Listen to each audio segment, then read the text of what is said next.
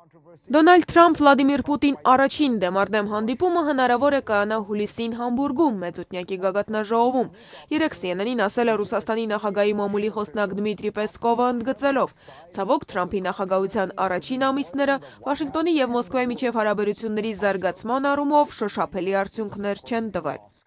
Well, unfortunately, we don't have a proper understanding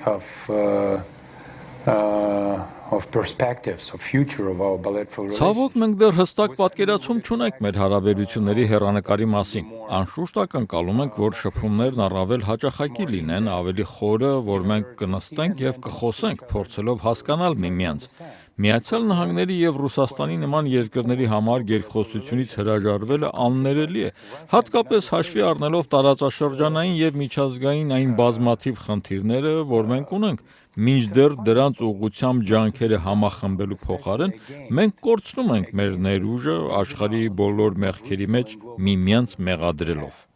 Պեսկովն ընդգծել է. Կրեմլում ուզում են, որ նահանգներում սկսված հակառուսական հիստերիան ավարտվի, որքան շուտ, այնքան լավ։ Ռուսաստանի հասցեին Ամերիկայում հնչող մեղադրանքներն այնքան շատ են, որ ես չգիտեմ որից սկսել, փաստել է CNN-ի առաջատար լրագրող Ֆարեդ Զաքարյան, հստակ հարց ուղղելով Պուտինի խոսնակին։ Արդյոք Ռուսաստանի կառավարությունը նախագահական վերջին քարոզարշավի ժամանակ համագործակցել կամ շփվել է նախագահ Թրամփի շրջապատի հետ։ The answer is very simple, no. Պատասխանը հստակ է, ոչ։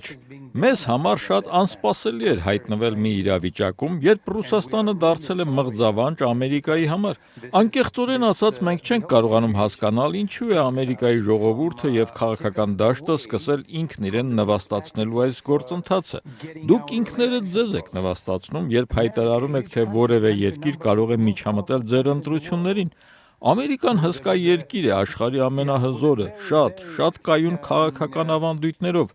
եւ դուք ասում եք, թե ինչ որ երկիր կարող է հեշտորեն միջամտել եւ ազդել ձեր ընտրությունների վրա։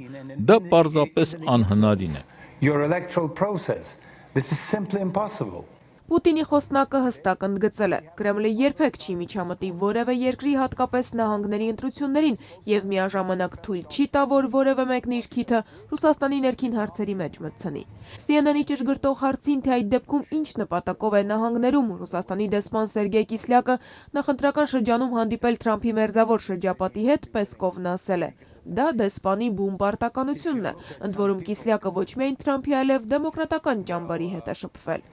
If you look at some people connected with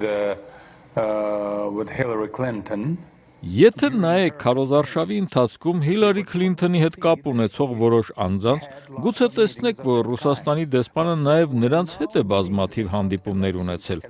սակայն այդ հանդիպումներից որևէ մեկը չի եղել ընտրությունների մասին եւ որևէ կերպ չպետք է մեկնաբանվի որպես միջամտություն ընտրական գործընթացներին։ Այդ դեպքում ինչպես եք մեկնաբանում այն փաստը, որ Միացյալ Նահանգների բոլոր 16 հետախուզական գործակալությունները միաձայն պնդում են, թե Ռուսաստանը փորձել է ազդել ամերիկյան նախագահական ընտրությունների վրա, հարցրել է Զաքարյան։ Ցավոք մենք որևէ հստակ ապացույց չենք տեսել, արձագանքել է Պուտինի խոսնակը պնդելով, հրապարակված զեկույցները մեղմ ասած այնքան էլ որակյալ չեն վստահելի լինելու համար։ We've never seen any evidence and we've never heard something trustful.